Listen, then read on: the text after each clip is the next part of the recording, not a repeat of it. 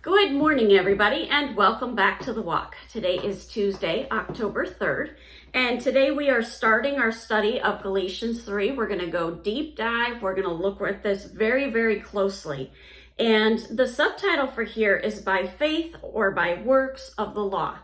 And as we get further into this chapter, we're going to be seeing the difference between what it means to live by faith versus the works of the law.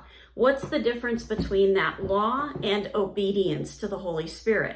So we will get there, but right now we're going to be looking at just that first verse, which says, "O foolish Galatians, who has bewitched you? It was before your eyes that Jesus Christ was publicly portrayed and crucified."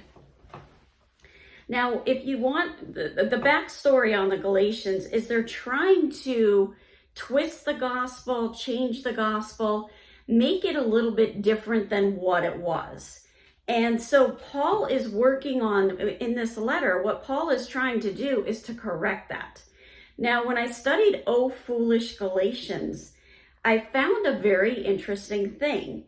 I found that there is one translation, it's called the Phillips translation, and it says, "Oh, you dear idiots of Galatians."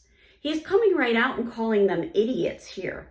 It comes from the Greek word moros, and it had the idea that you're very capable of understanding what you should understand, but instead you have chosen this stupid, idiotic path because you felt like it had to be more complicated than what it really was. And Paul is basically saying here, don't make it more complicated than it is. You saw with your own eyes how Christ was publicly portrayed and crucified.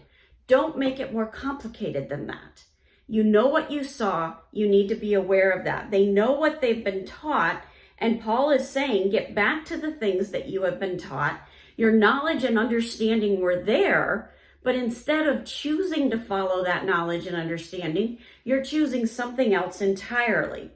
Now, this word bewitched really jumped out at me.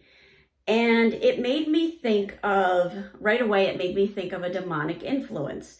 Well, when you look at what the spirit of religion does and how damaging that is, what it does is it tries to pull you away from the purity and the simplicity of what the gospel is. It really is quite simple. We're saved by faith through grace. And that's how we're saved. That's how we have that relationship with Christ. When we try to twist it and turn it and make it more complicated than it is, we've pulled away from what the gospel actually says. Now, it's great to have a soft and a tender heart. It's great to listen to other people's ideas, but we've got to be mindful and use that discernment, that still small voice of the Holy Spirit. And when something seems to be ringing like it's lost its integrity and it's pulling you away from that gospel, then you don't have to accept that. It's okay to step up and say, that's not what the Bible teaches, and I know it. And that's what we need to be doing. And it says that Jesus was clearly portrayed as among them as crucified. It was very bold. It was very obvious. When they leave the message of the crucifixion and the resurrection, they're moving away from what Paul has taught them. They're moving away from that purity of the gospel.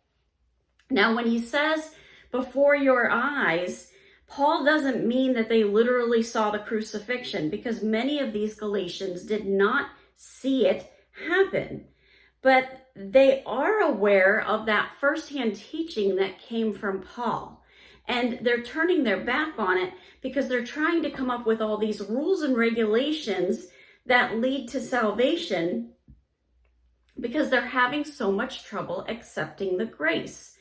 Keep in mind, what does the spirit of religion do? It removes the grace. Don't make it more complicated than what it really is. The law is about following those rules and regulations, whereas obedience in our relationship with Christ is living because you want to glorify him. You're looking for ways to point others to Jesus Christ because of your love for him and because of your understanding of what he's done for you. It's not out of a sense of obligation for all these rules and regulations. It's out of admiration for who Jesus is that we're obedient. It's not following those thousands and thousands of rules. It's admiring Christ and wanting to live for Christ because of all he's done for you. That's what that obedience is. Have a wonderful day. God bless, and keep walking the walk.